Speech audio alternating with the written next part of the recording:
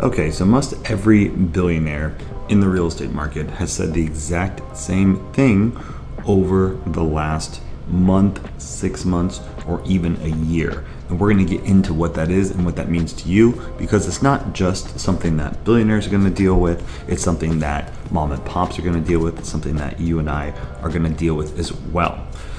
So let's get into it. So over the last 6 months to a year, they've all been talking about the commercial real estate market. Now, I know you're gonna say, oh, that doesn't matter to me. I'm looking to buy or sell a house, or I'm looking to actually do some kind of real estate, residentially. But it is going to be a big deal because of a couple different factors. One of them is because when things default and when commercial properties default, they are usually at the center of residential communities, right? Think about where you go and get food at Publix, or where you go to Chick-fil-A or whatever. Those properties are the ones that are potentially going to be headed for a really rocky road, with people defaulting on their mortgages for those commercial properties. Now, it already started to happen in San Francisco. One of the most famous malls there is experiencing a mortgage pullback. So basically the guy is defaulting on his mortgage for the mall. And that is scaring everybody, because that might be a kind of a forewarning, a canary in the coal mine, if you will, that more trouble is coming. Warren Buffett's already said it. Elon Musk has already said it. I think other hedge fund managers like Sam Altman has already said it. And Bill Ackerman has said it as well. So we have a lot of people that knows this is going to happen. Even the Federal Reserve Chair, Jerome Powell, said this was going to happen too. So I think it's going to be a very rocky road for commercial real estate. Now, not only are they in the center of residential properties, what they are also on and owned by are the banks. So if the banks are not getting their money, they're going to have to do some sort of partnership with government organizations, or rely on that to get more money to service these things or foreclose.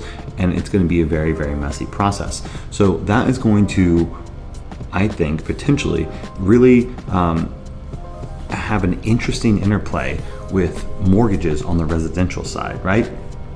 So if they're losing all their money and they don't have any receipts and debits coming in from their commercial properties, then it's going to really affect residential mortgages. Now, it might not affect like FHA loans, because those are government-backed loans, but where you're going to see it, and especially if you're a real estate investor, are these federal credit unions or these small banks, because they're the ones that have to have like a balance sheet, because they lend based off of how much reserves and how much cash they have personally in the bank. So that's going to be a huge thing to look at, and a potential massive problem. So if you're an investor that does like the Burr strategy and needs to get in and get out and use these small banks' money, that's going to be a very interesting thing that happens, and I don't think it's going to be a good thing, right?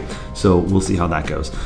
Also, of course, there's benefits of this. That means that there could be a buying opportunity. We don't know how long it will last. No one knows how long it's going to take to shake out, but there could potentially be a buying opportunity in this if it does happen, right? Commercial real estate will, I think, lose a ton of value and be down for many years. So there might be a way to buy it for cheap, or for cheaper than it would be. Now, is it going to come back? Who knows? Is it actually a good asset class? Who knows? I don't personally invest in commercial real estate, but I know a lot of people that do, and they love it. It's an easy check, and the business is not going to let it default based off of, because it needs to be there. That's the last thing that's the first thing they're going to pay, is their rent to stay in the location so they don't get closed down and all their money gets gone. So that's something with that. But I will say that I think some of the safe things in commercial real estate would be something like service businesses, right? So you rent out to hair salons, you rent out to massage therapists or whatever, or you rent out to doctors and lawyers. But some of these huge things that might not be great business models might fall and cause the commercial real estate market to default as well. So let me know what you think about that. Watch more on the channel.